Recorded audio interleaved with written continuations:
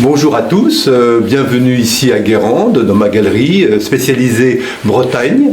En fait, depuis 40 ans aujourd'hui, je m'intéresse à notre patrimoine local et plus encore, tout ce qui concerne évidemment les bords de mer m'intéresse avec ces écoles bretonnes qui existent depuis le début du 19e siècle jusqu'aux années 30-40 qui m'intéressent. Ici où nous avons de grands artistes que nous retrouvons dans plusieurs de nos musées. On va parler de Mathurin Méheux avec ici une pièce superbe d'un homme pêcheur tirant ses raies. On est autour des années 20. Voilà pour celle-ci. Et ici au-dessus, juste au-dessus, vous avez une pièce par Pierre de Bellay, qui est un grand artiste qu'on retrouve au musée de Quimper, représentant donc une scène de marché dans le pays de Fouesnant. Voilà, pour celle-ci, c'est les années 30.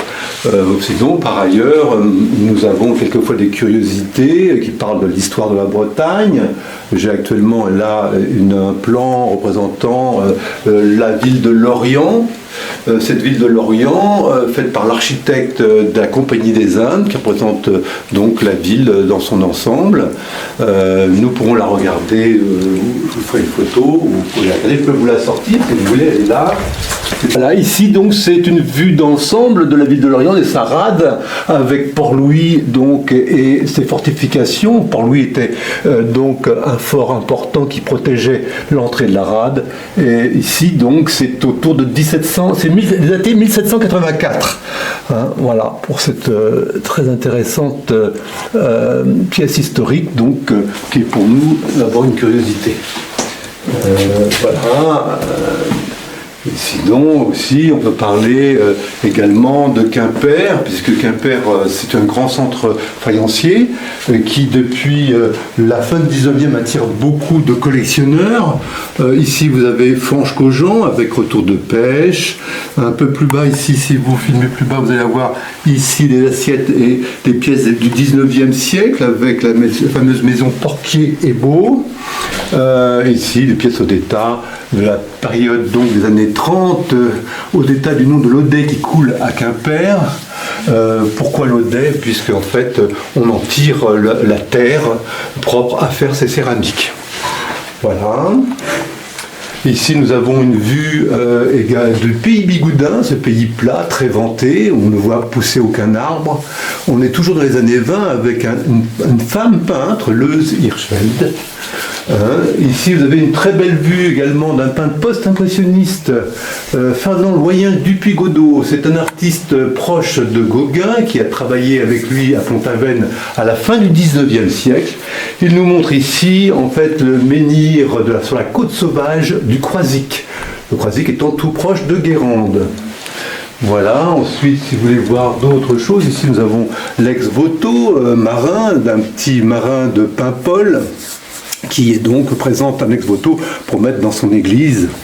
C'est par Louis-Henri Nicot, toujours les années 20, qui est très féconde, les années très fécondes. Vous avez un grand artiste ici avec cette côte sauvage également, c'est le pays donc de la baie d'Audierne. Il s'agit de Charles Cotet, grand artiste donc de la fin du 19e siècle, qui fait partie de la bande noire. Voilà, ensuite, d'autres petites curiosités, mais je ne sais pas si vous arriverez à les voir, c'est ce couple de paludiers. Les paludiers, ce sont ceux qui cultivent le sel à Guérande, et donc c'est fait en coquillage, minuscule petit coquillage. On est autour de 1850 pour ce couple de paludiers. Voilà, ensuite, qu'est-ce que je pourrais vous montrer? Un peintre, on va parler d'autre chose comme ça, en parlant d'un peintre néo-zélandais.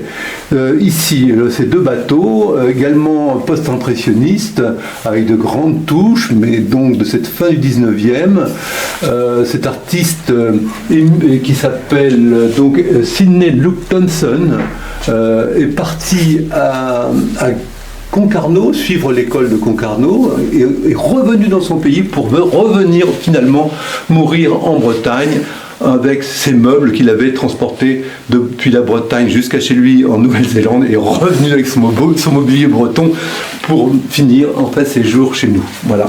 Et pour finir, si vous voulez voir une autre pièce ici, il s'agit d'une fin de pardon par un peintre de la marine, donc Marcel Laurent. Cet artiste nous montre Tronwen, voilà, avec son calvaire.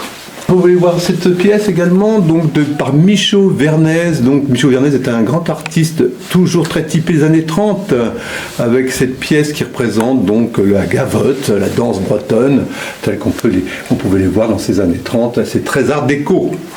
Voilà, très des arts déco. Voilà, je pense que bon, et puis sinon je vous accueille tous, grands amateurs, à venir nous rejoindre en Bretagne.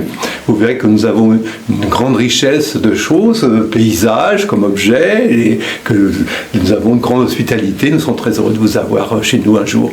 Voilà. Nous avons effectivement un site qui s'appelle Bretagne Ancienne. Vous tapez tout simplement Bretagne Ancienne, vous serez chez nous sur notre site et vous pourrez voir toutes nos richesses bretonnes. Hein, voilà. Voilà.